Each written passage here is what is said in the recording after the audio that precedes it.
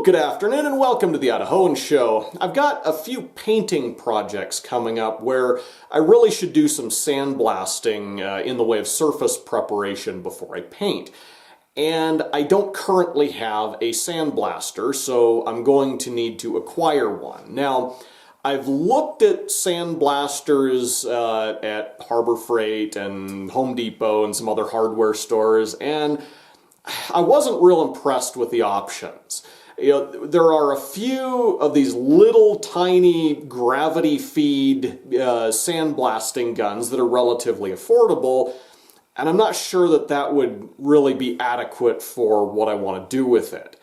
Then there's these tank systems where you've got, a big hopper that's, I think, in general pressurized, and then you've got a hose that you use to do your sandblasting. And I'm a little skeptical of how well those actually would work. I mean, they're prolific enough that I guess they must be fairly functional, but honestly, I don't see how they can work without constantly getting clogs in that hose. It seems like that would be a constant failure point. So I'd like something kind of in between, and I've seen videos of other people making, do-it-yourself sandblasters where they literally just take a little air gun and cut a hole in the nozzle on the side and then stick it through a pop bottle to use as a hopper and make a little gravity feed, sandblasting gun that way. And from their videos, that seems to work pretty well. So what I'm thinking is that maybe I can build a gravity feed system, a gravity feed sandblaster on a slightly larger scale. So that's what we're going to attempt today.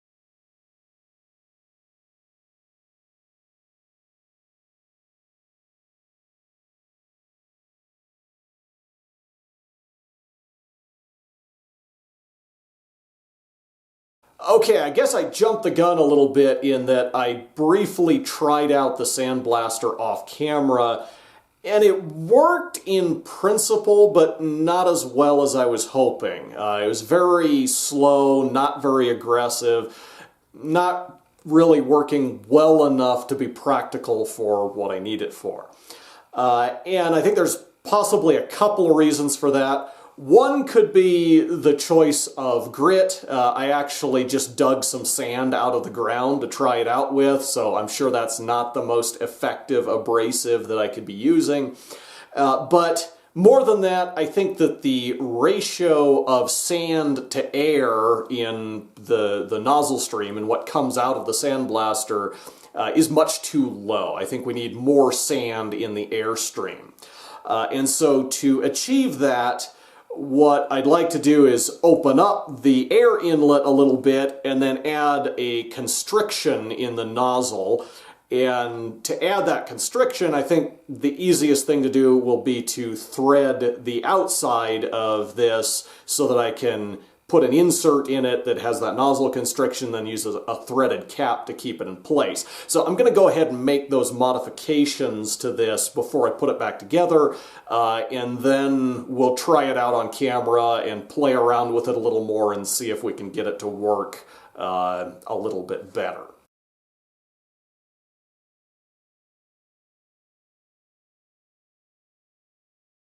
Okay, well, I tried to cut the threads with this chucked up in the lathe, of course, which really only gave me this piece of threading to hang on to. Of course, I wrapped the threads with some copper wire so that I wouldn't be destroying the threads in the lathe chuck, but it still allowed a little bit of play in the workpiece.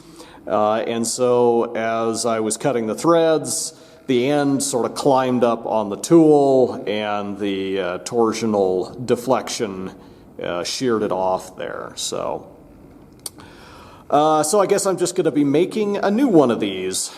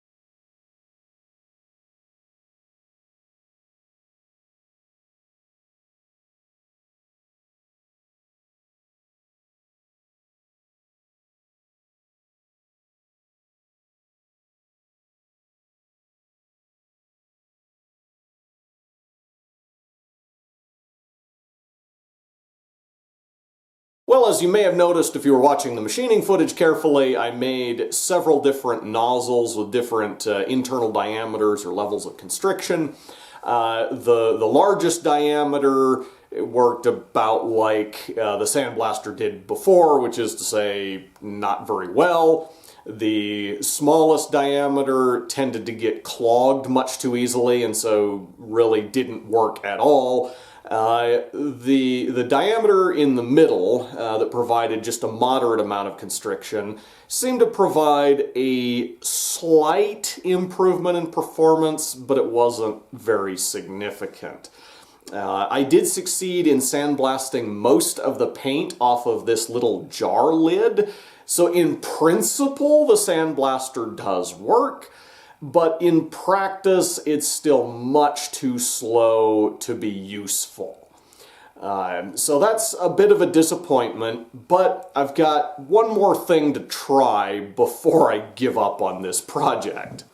Specifically, a Sandblaster works by using compressed air to accelerate particles of abrasive, somewhat like a gun in that regard. Now, if you increase the barrel length of a gun, you'll increase the efficiency of energy transfer from the propellant gases to the projectile, And so you'll increase the muzzle energy and you'll increase the kinetic energy delivered to the target. So if we make a new muzzle nut for this Sandblaster that has kind of an extended barrel on it, maybe we can increase the amount of energy transferred to the sand and thereby improve the performance of the Sandblaster.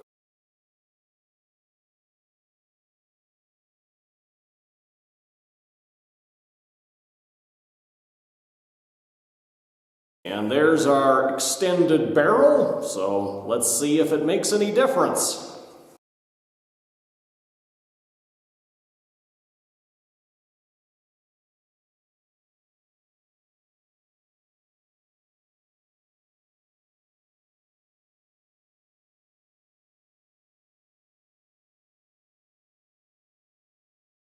Well, that definitely seemed like an improvement. It's still pretty slow. I'm certainly not going to be stripping paint or rust off of large areas with this thing, but it might come in handy for detail work. So I guess it is what it is. Well, on second thought, I decided to try one final improvement. Namely, I switched from using natural sand that I just dug out of the ground to using actual sandblasting abrasive grit. And it didn't make a huge difference, but it did allow for a slight improvement. I think the biggest factor was just that it flows a little bit better than natural sand does. So that makes it less prone to clog, and it gives me a little bit higher ratio of abrasive to air, which makes the Sandblaster a little bit more aggressive. Now, again, it only made a little bit of difference, but the difference was just enough to make the Sandblaster marginally faster for stripping paint off of this old refrigerator than a wire wheel on my angle grinder. And so I actually did end up using this Sandblaster, such as it is, to strip down this old refrigerator that my wife wanted me to repaint. So, for my admittedly limited sandblasting needs, maybe this thing will actually suffice. Anyway, I hope this video serves to provide some insight on both the capabilities and the limitations of homemade sandblasters. And until next time, thank you for watching The Idahoan Show.